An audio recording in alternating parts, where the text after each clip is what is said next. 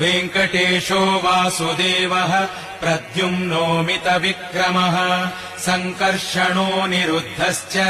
शेषाद्रिपतिरेव च जनार्दनः पद्मनाभो वेङ्कटाचलवासनः सृष्टिकर्ता जगन्नाथो माधवो भक्तवत्सलः गोविन्दो गोपतिः कृष्णः केशवो गरुडध्वजः वराहो वामनश्चैव नारायण अधोक्षजः श्रीधरः पुण्डरीकाक्षः सर्वदेवसुतो हरिः श्रीनृसिंहो महासिंहः सूत्राकारः पुरातनः रमानाथो महीभर्ता भूधरः पुरुषोत्तमः चोलपुत्रप्रियः शान्तो ब्रह्मादीनां वरप्रदः श्रीनिधिः सर्व